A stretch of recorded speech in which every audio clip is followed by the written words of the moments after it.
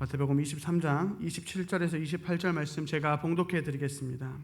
화 있을진저 외식하는 서기관들과 바리새인들이여, 회칠한 무덤 같으니 겉으로는 아름답게 보이나 그 안에는 죽은 사람의 뼈와 모든 더러운 것이 가득하도다. 이와 같이 너희도 겉으로는 사람에게 옳게 보이되 안으로는 외식과 불법이 가득하도다. 아멘. 오늘 말씀은 실은 잘 기억이 안 나시겠지만 지난달에 제가 또 3주차에 한번 예배를 드렸었는데 그때 말씀에 좀 이어지는 말씀입니다. 지난달에 제가 예수님께서 원하시는 관계라는 제목으로 함께 말씀을 나누었는데, 예수님께서 우리와 관계 맺기 원하신다라는 것입니다. 그러니까 예수님이 그저 우리를 그냥 지나가다가 모르는 그저 그런 사람이 아니라 예수님께서 우리와 깊은 관계를 맺고 싶어 하시는데, 그 관계를 맺고 싶은 그 예수님의 초청장에는 어떠한 조건도 없고 어떠한 단서도 붙지 않는다라는 것입니다. 뭔가 조금 잘 가지고 있어야, 성경을 잘 알아야, 아니면 조금 더 옳게 살아가는 사람이어야 예수님이 저 정도 되면 내가 관계를 맺고 싶다라고 생각하시는 것이 아니라, 그것이 누구든지 예수님은 사랑으로 찾아오셨다라는 것을 함께 나누었습니다. 그러면서 우리가 누구에 대해서 함께 잠깐 나누었냐면, 오늘 말씀의 본문의 저자이기도 한 마태, 레위에 대해서 이야기했습니다. 레위 지파의 사람이었음에도 불구하고 그 레위 지파의 삶을 살아가지 못하고 당시에 이스라엘 백성들이 가장 천하게 여긴다는, 가장 어떻게 보면 기피하는 세리의 자리에 서 있던 그 레위에 대해서 함께 이야기를 나누며, 그런 사람일지라도 비록 레위 지파지만 레위 지파대로 살아가지 못하고, 이스라엘 백성이지만 이스라엘 백성처럼 살아가지 못하고, 자기의 어떻게 보면 욕심과 그 삶을 위해 살아가고 있던, 그래서 예수님을 바라보지도 못하고 하루하루 그저 삶에 지쳐 살아가고 있던 그런 레위 마태에게도 예수님은 찾아가셨고, 그리고 그 마태를 부르심으로 그 예수님의 초청장에는 어떠한 조건도 단서가 없으심을 친히 보여주셨던 그 사건을 우리가 함께 나누면서, 예수님께서 우리와 그렇게 관계 맺고 싶어 하신다, 그 관계 맺고 싶어 하시는 초청장은 어떤 단서도 어떤 조건도 없다. 그렇지만 그렇다고 해서 그럼 모든 사람이 다 구원을 받느냐? 그것은 아니라고 하는 것도 나누었습니다. 그래서 예수님께서는 그 가운데 그 자기를 부인하고 날마다 자기 십자가를 지라라고 말씀하셨습니다. 좁은 문으로 가라고 하셨고 좁은 길로 가라고 하셨다라는 것입니다.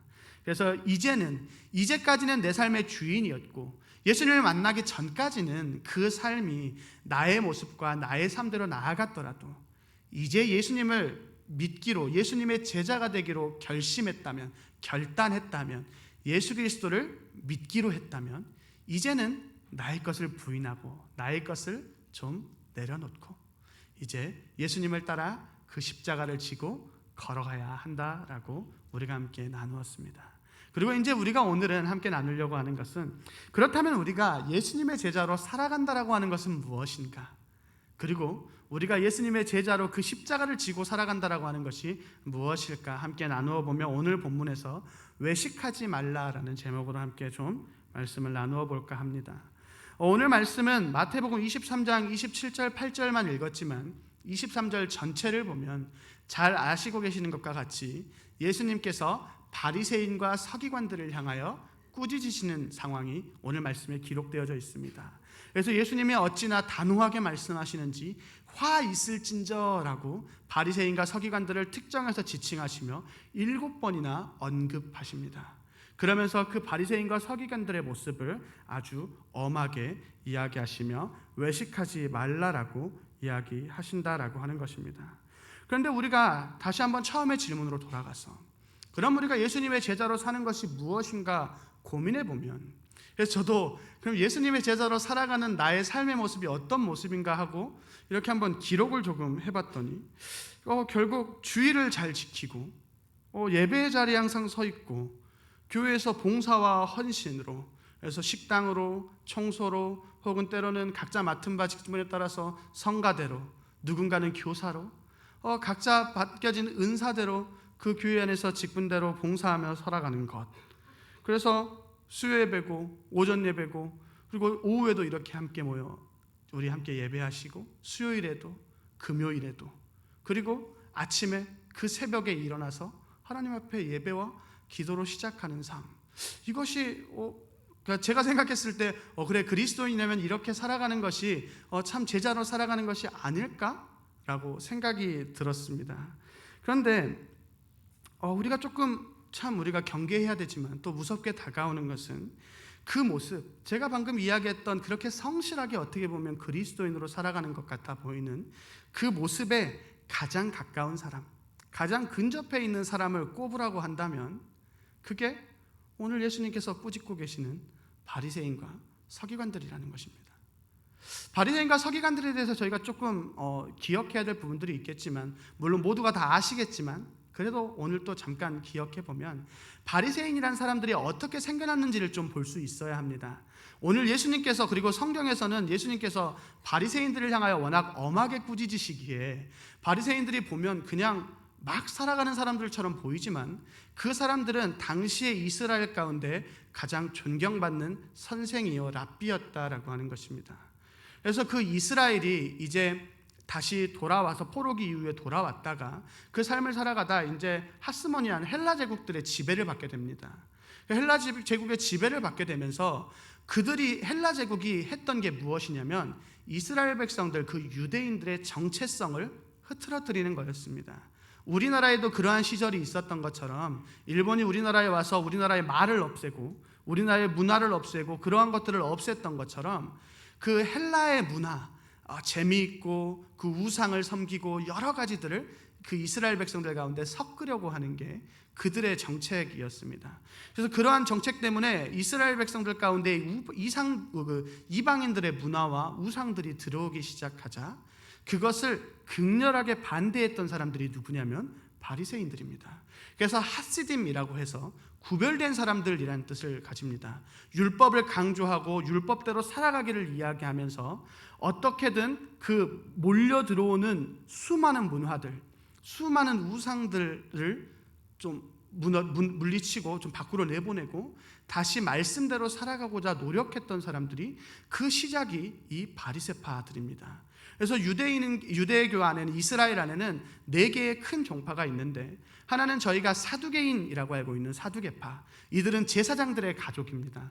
그래서 사독 계열의 그 제사장의 가문으로 그 대를 이어서 와서 소수이지만 대제사장과 제사장들의 직분을 맡아가는 그러한 사람들이 사두개인들이었고, 그리고 민중들 가운데에서 대를 이어서 오는 것은 아니지만 율법, 하나님의 말씀을 잘 지킴으로 그 믿음을 유지해 나가는 바리새파, 바리새인들, 그리고 그들은 자신들만 그렇게 살아가는 것이 아니라 그 말씀을 가지고 사람들에게 가르쳤던 선생들입니다. 그리고 또 하나는 성경 가운데 한 번씩 나오는 열심당이라고 하는 극렬하게 어떻게 보면 독립운동을 했던 한 계층이 있고, SNF파는 성경에는 따로 언급되어지지는 않습니다. 그런데 그 중에 이 바리새인과 서기관들은 그 사두개인들과 바리새인들을 이야기합니다. 그래서 바리새인들의 모습은 그렇게 방종한 혹은 그냥 마음대로 살아가는 사람들은 아니다라고 하는 것입니다. 그런데 오늘 예수님께서는 그런 바리새인과 서기관들을 직접적으로 언급하십니다. 말씀 가운데 15절부터 15절, 23절, 25절, 27절 다 보면 화 있을진저 외식하는 서기관들과 바리새인들이여, 그들을 지칭하면서 예수님께서 오늘 말씀을 해나가고 계신다라고 하는 것입니다. 왜 그런지 우리가 오늘 말씀을 통해서 조금 한번 돌아보고, 그리고 우리의 삶 역시도 한번 돌아보며 질문해 보았으면 좋겠습니다. 오늘 본문 말씀 가운데에서 등장하는 바리새인과 서기관들의 모습을 좀 보면 5절 말씀에 곧 그 경문띠를 넓게 하며 옷수를 길게 하고, 다 아시겠지만 그 경문띠를 넓게 하고 경문띠를 한다라고 하는 것은 기도의 끈이라고 불리는 것인데, 그 옷에 달거나 여러 군데에 달게 되어져 있는데 그곳에 말씀이 기록되어집니다. 그런데 그것을 왜 달기 시작했냐면, 그 달기 시작했던 이유는 여러 말씀 구절이 있지만 대표적으로 출애굽기 13장 9절에 이것으로 내 손의 기호와 내 미간의 표를 삼고 여호와의 율법이 내 입에 있게 하라. 이는 여호와께서 강하신 손으로 너를 애굽에서 인도하여 내셨습니다. 아멘. 한 구절 더 읽어드리면 신명기 6장 8절 말씀에 보면 너는 또 그것을 내 손목에 메어 기호를 삼으며 내 미간에 붙여 표로 삼고 또 내 집 문설주와 바깥문에 기록할지니라. 아멘. 이제 하나님께서 이스라엘 백성들을 향하여 내가 너를 구원해낸 여호와니라라고 말씀하시며 그 여호와의 영광을 하나님의 그 일을 잊지 말라고 여러 이야기해 주신 그러한 말씀들을 삼아서 이스라엘 백성들이 처음에 그 경문의 띠를 하기 시작했습니다. 그런데 처음에는 어떠한 특정한 날에만 시작되었던 것이 점차 일상 속으로 다가오고, 그리고 그 일상 속에 다가와서 그저 이렇게 손에 메었던 것이 점차 잘 보이는 색깔로 변하여지고, 그리고 이게 이제 색깔로만은 잘 안 보이니까 조금 더 크기가 커지고, 그래서 그것들을 함으로 인하여서 내가 이만큼 하나님의 말씀을 항상 주야로 묵상하는 사람이다를 표내기 시작했습니다. 그리고 이것이 이제 이방인들의 문화가 들어오기 시작하니까 마치 이것이 부적같이, 나를 보호하는 것 같이 그렇게 오용되기 시작됩니다. 하지만 이들이 처음에 그 경문의 띠를 띠기 시작했던 그 마음은 그런 이유가 아니라 하나님의 말씀을 기억하기 위해서였다라고 하는 것입니다. 그리고 옷수를 길게 한다라고 하는데 그 옷수를 겉옷 네 귀에 다는데 단청색 실로, 청색 실로 짜게 되는데 그 청색이 의미하는 것이 하늘의 하나님과 그분의 언약의 영원성 및 순결함을 이야기한다고 합니다. 그러니까 그런 것들을 통하여 하나님의 말씀과 하나님의 언약을 기억하기 위해 시작되어졌는데, 그것이 이제 시간이 지나다 보니까 점차 자기의 의를 드러내는 순간들로 다가왔다라고 하는 것입니다. 하지만 무엇보다 그냥 겉으로 그냥 이렇게 일반적으로 보았을 때는 어찌됐든 그들이 그렇게 하고자 하는 마음은 하나님의 말씀대로 살아가고 하나님의 말씀을 기억하기 위해 하려고 시작했다라고 하는 것입니다. 또한 마태복음 저희 본문 23장 6절에 보면 잔치의 윗자리와 회당의 높은 자리에 앉은 사람들입니다. 잔치의 윗자리에 앉았다라고 하는 것은 저희도 마찬가지이지만 저희가 얼마 전에 어버이날을 맞이하여서 마을에서 이렇게 하면 이렇게 권사님들이랑 이렇게 앉아 계시는 자리가 있고, 또 이쪽 한쪽에는 이제 국회의원분들이랑 이렇게 나라를 위해서 고생하고 또 여러 가지 하시는 분들을 상석으로 또 자리를 따로 마련합니다. 저희가 또 집에 손님이 오고 어떤 잔치를 할 때도 저희가 가장 좋은 자리 상석에는 항상 가장 어른이 자리하시거나 가장 존경받는 분이 자리하게 됩니다. 바리새인들이 항상 잔치의 윗자리에 앉았다라고 하는 것은 그 당시 그 이스라엘 가운데 가장 존경받는 사람들이었으며 가장 대우받는 사람들 중에 하나였다라고 하는 것입니다. 그리고 회당의 높은 자리와 회당의 높은 자리는 어디를 향해 있냐면 예루살렘을 향해 있습니다. 그리고 회당의 높은 자리에 앉는다라는 것은 말씀 가운데 가장 가까이 있고 그 예루살렘을 향한 그 방향 그 자리에 앉아서 말씀을 가르치는 사람을 의미합니다. 그러니까 바리새인들이라는 사람이 회당의 높은 자리에 앉아서 말씀을 가르쳤던 사람들이다라고 하는 것입니다. 그리고 7절에 시장에서 문안받는 것과 사람에게 랍비라 칭함을 받는 것을 좋아하느니라. 같은 의미겠지만 시장을 다닐 때 모두가 알아보고 그 사람을 향하여 인사하고 문안하고, 그리고 사람들이 랍비라 칭하는 사람들, 랍비의 의미는 나의 주, 나의 선생님, 이런 의미입니다. 그런 존경받는 존칭을 받는 것이 오늘 바리새인들의 모습입니다. 이 모습을 지금의 시대로 돌아보면, 오늘 우리나라의 시대로 돌아보면, 가정에 들어가면 벽 한켠에는 하나님의 말씀이 이렇게 딱 액자로 걸려 있고, 책상을 이렇게 보면 교회의 신방상이 딱 이렇게 방 한켠에 항상 있고, 자동차에는 극동방송 이렇게 스티커가 딱 붙어 있고, 그리고 집 현관문에는 순천 가곡교회 하는 교패가 붙어 있죠. 그리고 저희가 길을 나가서 어디를 나가도 이 동네 사람들은 다 성도님들이 어디 교회에 다니는지, 직분이 권사님이신지 집사님인지 아는, 인정받고 그 가운데 인사받는 분들이라는 것입니다. 그래서 저희가 이렇게 한 달에 한 번, 두 번 전도를 나가게 되는데, 전도를 나가서 이렇게 저희 가곡교회에서 왔습니다 하면 택시기사분들도 나 알아. 그래서 누군가 했더니 장로님들의 친구분들이시고 권사님들의 친구분들이시고, 그냥 가곡교회에서 나왔다는 것만으로도 우리 교회에 누가 계시는지 알고 누가 그 안에서 장로님이신지 권사님이신지 안다라는 것입니다.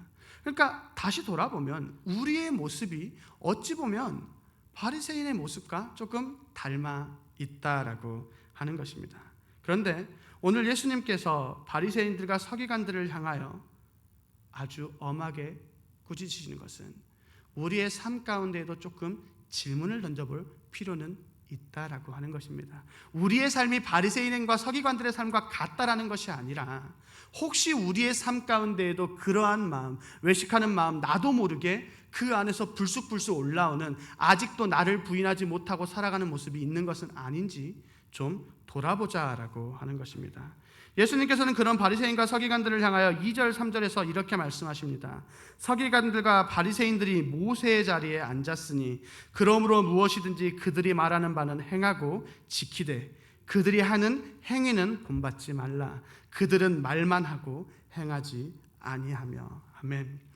예수님께서 그들이 모세의 자리에, 율법을 가르치는 자리에 앉아 있는데 그러므로 그들이 말하는 바는 행하고 지켜야 한다는 것입니다. 그들의 삶 자체가 다 나쁘다라고 말씀하시는 것이 아니라 그 시작이 그러했고 그것의 의도가 우리가 그렇게 지켜가는 이유를 모른 채 행하지 않고 그저 외식하는 모습인 것, 그것은 따르지 말라라고 이야기하고 계십니다. 그런데 우리가 조금 이 말씀이 우리에게 어렵게 다가옵니다. 왜냐하면 바리새인의 모습이 우리가 앞에서 보았던 것처럼 그렇다고 행하지 않는 삶은 아닌 것처럼 보이기 때문에 그렇습니다. 그럼에도 불구하고 예수님께서 그렇게 이야기하시는 것은 처음의 마음을 잃어버린, 하나님께 영광을 돌리기 위해 시작했던 그 모든 것들이 어느 순간부터 나의 영광을 드러내고 나의 모습을 드러내고 내 것을 나타내기 시작했기 때문에 그렇게 꾸짖으시는 것이라는 것을 우리가 기억해야 합니다. 그렇기 때문에 예수님께서는 그 바리새인들의 모습을 하나하나 짚어주십니다. 7절에 랍비라 칭함을 받는 것을 좋아하느니라.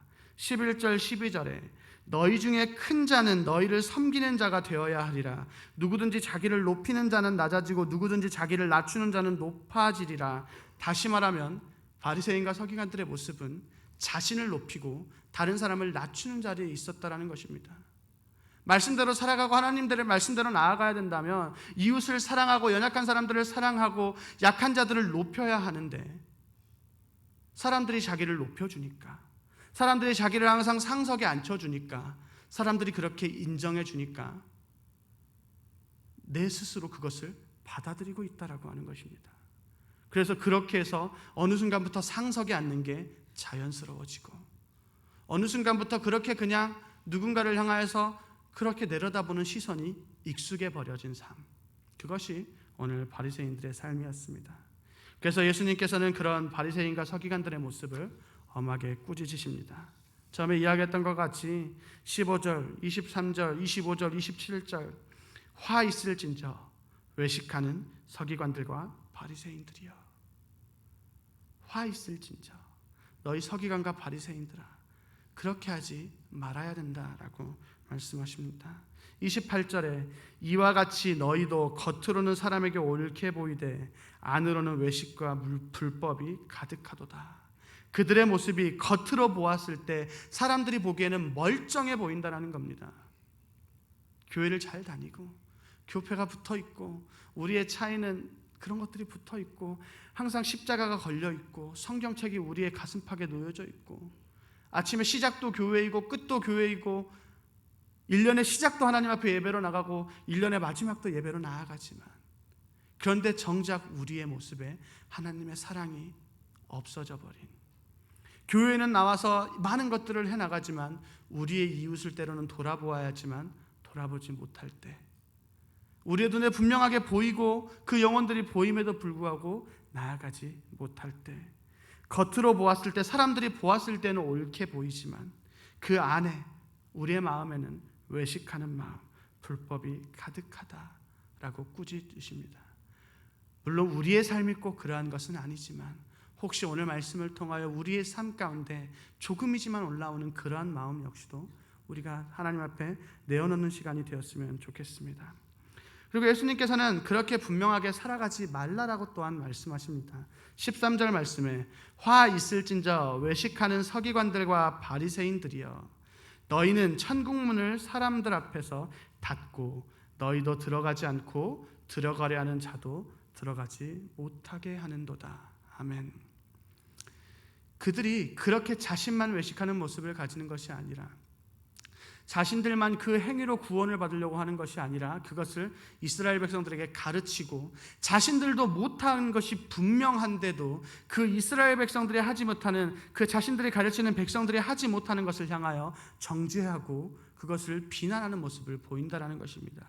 그래서 예수님께서는 그것을 보고 뭐라 꾸짖으시냐면 너희는 천국 문을 사람들 앞에서 닫고 천국의 문을 못 들어가게 그 문을 닫는 사람들이고 너희도 들어가지 않으려고 하는구나. 그래서 그곳에 아무도 하나님 나라에 아무도 들어가지 못하게 하는 너희가 지금 그런 모습을 가지고 살아가고 있다라고 말씀하시는 것입니다.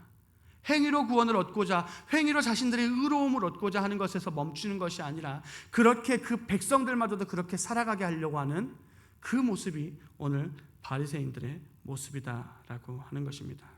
그리고 그 말씀 가운데 수많은 법칙들을 그들이 붙이기 시작합니다. 하나님께서 안식일을 거룩하게 지키라라고 말씀했으면 안식일을 거룩하게 지키면 되는데 그 안식일을 거룩하게 지키라고 뒤에 가로를 만들고 그 뒤에다가 이제 거룩하게 지켜야 되니까 일을 하면 안 되니까 이 물건은 무거운 물건은 들면 일이니까 들면 안 되고 물건을 이렇게 왼손으로 던졌으면 왼손으로 받으면 일이니까 왼손으로 던지면 오른손으로 받아야 하고 불을 켜면 안 되고 불을 끄면 안 되고 그 외에도 정말 수많은 것들의 법칙을 만들어 갑니다. 심지어 예수님께서 안식일에 병자들을 고치는 것까지도 환자들을 아픈 사람을 고치는 것까지도 안식일에 병자를 고쳤다라는 이유만으로 그렇게 정죄하는 모습을 보이는 것이 또한 이들의 모습이었습니다. 이처럼 자꾸 자신들의 방법대로 구원을 얻고자 하려고 한다는 것입니다. 자신들의 법대로 하려고 한다라고 하는 것입니다. 그것들이 왜 그렇게 시작되었는지는 잊어버리고 어느 순간 남은 것은 그들의 법, 장로들의 전통이라고 하는 그것만 남아버린 것입니다. 그래서 어느 순간 안식일을 거룩하게 지키라라는 말은 쏙 사라져버리고 안식일에 하지 말아야 할 것들만 남아있다라고 하는 것입니다. 우리가 살아가면서 우리의 삶 가운데에서 앞과 뒤가 바뀌는 상황들을 많이 보게 됩니다. 우리의 삶 가운데에서도 우리 교회 가운데에도 우리가 그렇게 예배를 드리기 위해 시작했던 이유들이 있는데 어느 순간부터는 그 이유는 없어지고 왜 예배에 나오지 않음만 남게 돼버린다라고 하는 것입니다. 하지만 우리가 왜 그렇게 예배하기 시작했는지를 돌아본다면 우리가 새벽에 예배를 하기 시작한 이유를 돌아보고 우리가 수요일 3일 밤에 함께 모여 예배하기 시작한 이유를 돌아보고 우리가 금요일에 구역 예배로 구역원들을 챙기고 각자의 가정들을 열고 왜 예배했었는지를 돌아본다면 그 시간들이 우리에게 그저 지켜야 할 것으로 남는 것이 아니라 오히려 우리 삶에 너무나도 감사한 것으로 남아야 된다라고 하는 것입니다. 그리고 그렇게 우리가 받아왔고 그리고 우리가 그렇게 살아왔던 것처럼 우리의 다음 세대를 향하여도 그것을 이어줄 수 있어야 합니다. 저는 어떻게 보면 그 삶의 가장 마지막 혜택을 받던 세대인지 모르겠습니다. 저는 새벽 기도를 항상 나가고 수요 예배가 있었고 그리고 금요일에는 철야 예배가 있었고 그 전에는 구역 예배로 권사님들 댁에서 이렇게 예배드렸던 아마 제가 거의 마지막 세대에 가깝습니다. 요즘은 많이 특히 코로나 이후에 많이 없어져 버려서 그러면서 제가 권사님들의 가정들에 있으면서 처음에는 사탕 받는 재미로 갔습니다. 과자 받는 재미로 갔습니다. 집에서는 과자도 안 주시고 엄마가 뭐만 하면 혼내시는데 권사님들이 이렇게 댁에 가면은 권사님들이 과일도 주시고 과자도 이렇게 어린아이들 온다고 먹을 것도 주시고 때로는 선물도 주시니까 그것이 받는 것이 너무 좋아서 갔던 것 같습니다. 그런데 그렇게 한 가정 한 가정을 가게 되고 그러면서 누가 우리 교회 권사님이신지를 알게 되고 집사님인 줄을 알게 되고 그 가정에 무슨 일이 있었는지를 알게 되고 기도하게 되고 저의 기도 제목을 말씀드리게 되고 그리고 그렇게 성장했던 것 같습니다. 새벽 예배를 제가 시작했던 이유도 저희 어머님이랑 예배하기 싫어서였었습니다. 저희 집에는 아침에 가정 예배가 있는데 어머니가 그 가정 예배를 안 드릴 수 있는 유일한 방법은 새벽 예배를 가면 가정 예배를 빼주신다고 하셔서, 저희 어머니가 되게 엄하시거든요. 그래서 무서워서 저는 차라리 조금 더 일찍 일어나서 목사님의 긴 설교를 들으러 교회에 나갔던 것 같습니다. 처음에는 그러한 마음으로 나아갔는데 하루를 그렇게 시작하다 보니 저의 삶이 조금 더 정돈되어지더란 말입니다. 중학생에 처음으로 새벽 기도를 시작했는데 친구들한테 가가지고 야 하려다가도 막상 방금 막 기도하고 학교에 와놓고 욕을 하고 있는 제 모습이 너무 슬퍼서 그렇게 그 시간들이 길어지다 보니 어느 순간부터는 하루의 시작을 하나님 옆에 예배로 나아가는 그것이 저에게 위로가 되고 큰 위안이 되었고, 아마 그런 각자들이 어떠한 가진 이유들로 그리고 우리는 그렇게 하나님을 예배했다라고 하는 것입니다. 무엇을 이야기하고자 하는가 하면 우리가 앞뒤를 바꾸어서는 안 된다라는 것입니다. 나를 드러내기 위해서 우리가 무언가를 하기 위해서 예배했던 것이 아니고, 우리가 무언가를 하기 위해서 숫자를 모아서 주보의 구역 예배에 몇 명이 참여했는가를 내기 위해서 우리가 구역 예배를 했던 것이 아니고, 그 자리가 너무나도 귀해서 그 시간마저도 예배의 자리로 나아갔고 그 시간을 통해서 기도하며 나아갔더란 말입니다. 그런데 어느 순간부터 우리의 삶의 모습에 점차 그것들이 짐이 되어져 가고 있는 것은 아닌지, 짐이라고 말하는 것이 조금 조심스러울 수 있지만 어느 순간부터 우리에게 직분의 자리가, 어느 순간부터 우리에게 헌신의 자리가, 어느 순간부터 우리에게 봉사의 자리가 그 결과만 남는 자리가 된 것은 아닌지 우리가 돌아보자라고 하는 것입니다. 그리고 오늘 말씀에서 예수님께서 그렇게 짐이 되어버리고 그렇게 일이 되어버린 바리새인들을 향하여 꾸짖으십니다. 너희의 그 모습이 잘못되었다라는 것입니다. 그 모습 자체가 잘못되었다라는 것이 아니라 그 마음이 잘못되었다는 것입니다. 하나님 앞에 영광을 돌리기 위해 그렇게 시작했으면 그것으로 남아야지 어찌하여서 그것을 가지고 자신들을 드러내고 그러지 못하는 사람들을 향해 손가락질하는 도구로 사용하냐는 것입니다. 오늘 우리에게도 무겁게 질문해 보아야 합니다. 우리의 삶이 바리새인들의 삶입니다가 아니라 혹시 우리의 마음 가운데에도 어느 순간부터 하나하나 하나님 앞에 나아갔던 기쁨의 자리의 순간이 무거워지고 어려워지고 부담으로 다가오기 시작한 건 아닌지 우리가 돌아보아야 합니다. 그리고 우리는 말씀 가운데 다시 한번 일어나야 합니다. 출애굽기 13장 9절에 이것으로 내 손의 기호와 내 비간의 표를 삼고 여호와의 율법이 내 입에 있게 하라. 이는 여호와께서 강하신 손으로 너를 애굽에서 인도하여 내셨습니다. 신명기 6장 8절 9절 아까 읽어드렸지만 너는 또 그것을 내 손목에 매어 기호를 삼으며 미간에 붙여 표로 삼고 또 내 집 문설주와 바깥문에 기록할지니라. 마태복음 11장 28절 30절에 수고하고 무거운 짐진 자들아 다 내게로 오라. 내가 너희를 쉬게 하리라. 나는 마음이 온유하고 겸손하니 나의 멍에를 메고 내게 배우라. 그리하면 너희 마음이 쉼을 얻으리니 이는 너의 멍에는 쉽고 내 짐은 가벼움이라 하시니라. 아멘. 예수님께서 우리에게 말씀하신 것은 그것을 짐으로 지우라 말씀하신 것이 아닙니다. 우리가 시작했던 이유 역시도 하나님의 말씀을 기억하기 위함이었고, 예수님께서 우리에게 그렇게 하라 말씀하신 것도 그것이 무거운 짐이 되라는 것이 아니라 오히려 우리를 자유하게 하고 우리를 평안케 하시기 위해 우리를 그 모든 짐을 주님께서 지시겠다 약속하시고 말씀하시는 것입니다. 그렇게 우리 오늘 돌아가는 우리의 삶에 다시 한번 질문해 보았으면 좋겠습니다. 오늘 말씀의 제목은 외식하는 자였습니다. 그런데 이 제목이 우리가 외식하는 삶이다 라고 말하고자 하는 것이 아니라 혹시 우리의 모습 가운데 어느 순간부터 하나님 앞에 나아갔던 그 순간들이 짐이 되어진 것은 아닌지, 우리의 마음 가운데 조금 무거워진 것은 아닌지 돌아보자라고 하는 것입니다. 그리고 우리가 왜 그렇게 나아가는지를 돌아본다라면 그 순간은 우리에게 너무 감사와 큰 은혜로 다가오는 시간인 것 같습니다.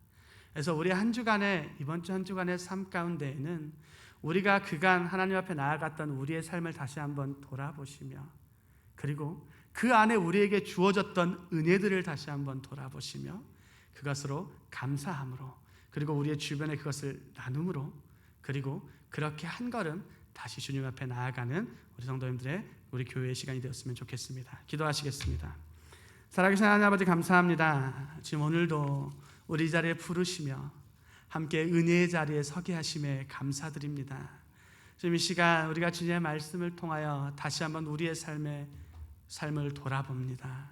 주님께서 우리에게 그 수많은 은혜를 주셨기에 감사함으로 나아갔던 그 시간들을 다시 한번 돌아보며 우리의 삶이 주님께 감사하는 자리, 주님 앞에 예배하는 자리, 그리고 그 시간이 우리의 가장 기쁨과 즐거움의 시간이 될 수 있도록 함께하여 주시옵소서. 살아계신 예수 그리스도 이름으로 기도드립니다. 아멘. 광고는 주보를 참고해 주시고요. 저희 시간 찬송가 88장 함께 찬양하시고 목사님께서 축도해 주심으로 예배를 마치겠습니다.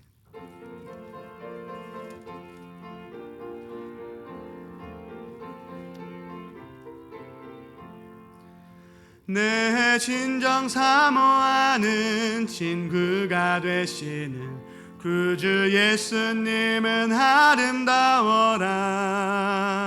산 밑에 백합화요 빛나는 새벽별 주님 영원할 길 아주 없도다. 내 맘이 아플 적에 큰 위로 되시며 나 외로울 때 좋은 친구라. 주는 저 산 밑에 백합 빛나는 새벽별 이 땅 위에 비길 것이 없도다. 내 맘의 모든 염려 이 세상 고락도 주님 항상 같이 하여 주시고 시험을 당할 때에 악마의 계교를 즉시 물리치사 나를 지키네. 온 세상 날 버려도 주 예수 버려 끝까지 나를 돌아보시니 주는 저 산 밑에 백합 빛나는 새벽별 이 땅 위에 비길 것이 없도다. 내 마음을 다하여서 주님을 따르면 길이 길이 나를 사랑하리니 물불이 두렵지 않고 장검도 겁없네. 주는 높은 산성 내 방패시라. 내 영혼 먹이시는 그 은혜 누리고 나 친히 주를 뵙기 원하네. 주는 저 산 밑에 백합 빛나는 새벽별 이 땅 위에 비길 것이 없도다. 아멘. 이제는 우리 주 예수 그리스도의 은혜와 주 하나님 아버지의 극진하신 사랑과 성령님의 감화 감동 위로 교통 충만하신 역사가 나를 드러내기보다 주님을 먼저 드러내고 나의 외적인 것에 치중하기보다 내 내적인 것에 더 치중하여 하나님 앞에 영광 돌리기를 소망하는 우리 사랑하는 모든 성도들의 머리머리 위에, 그 가정 위에, 기도하는 제목 위에, 자녀들 위에, 치료하는 모든 성도들 위에, 우리 순천 가곡교회 위에 이제부터 영원토록 함께 있을지어다. 아멘.